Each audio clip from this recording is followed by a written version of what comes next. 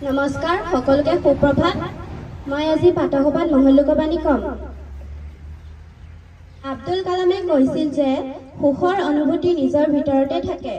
ইয়াক নিজৰ বাহিৰত পোৱা নাযায় যেতিয়াই আমি আনৰ মাজত সুখ বিচাৰি যাওঁ তেতিয়াই আমি দুখক আমন্ত্ৰণ জনাওঁ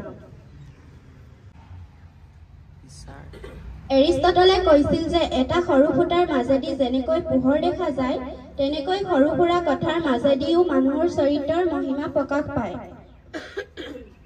মহাত্মা গান্ধীয়ে কৈছিল যে যাৰ দুই চকু নাই তেওঁ অন্ধ নহয় যিজনে নিজৰ দুখ ঢাকি ৰাখি আনৰ দুখ খুচৰি ফুৰে তেওঁহে প্ৰকৃত অন্ধ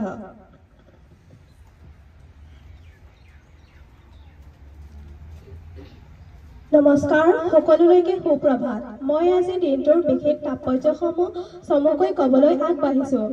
আজি সোমবাৰ ইংৰাজী দিনপঞ্জী অনুসৰি আজি 2025 বৰ্ষৰ জানুৱাৰী মাহৰ 20 তাৰিখ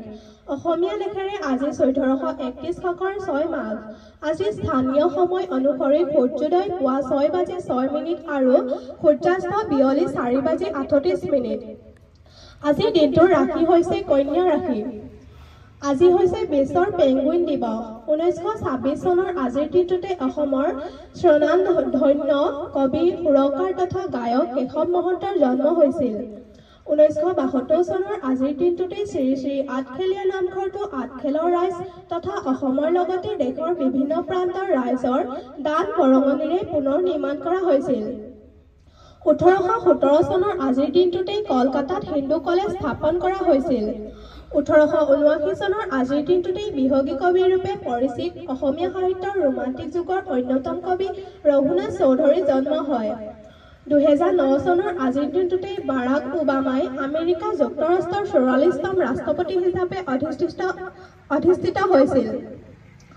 2018 চনৰ আজিৰ দিনটোতে ভাৰতে একেৰাহে দ্বিতীয়বাৰৰ বাবে অন্ধসকলক ক্ৰিকেট বিশ্বকাপত জয়লাভ কৰিছিল আজিৰ দিনটোৰ বিশেষ তাৎপৰ্যসমূহ ইমানেই ধন্যবাদ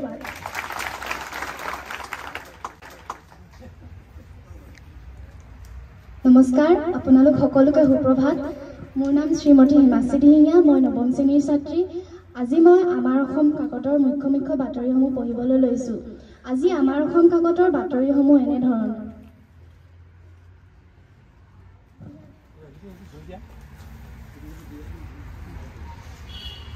প্ৰথম কলম বাস্তৱতাক অস্বীকাৰ নকৰিব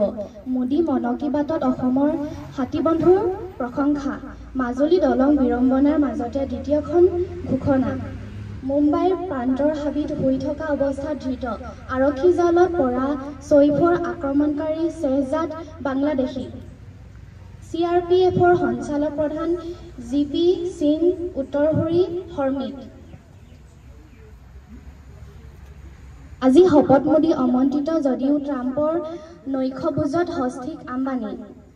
মহাকুম্ভ বিধ্বংসী অগ্নিকাণ্ড কেইবাটাও শিবিৰৰ চাৰখাৰ এতিয়া শুনক খেলৰ বাৰ্তা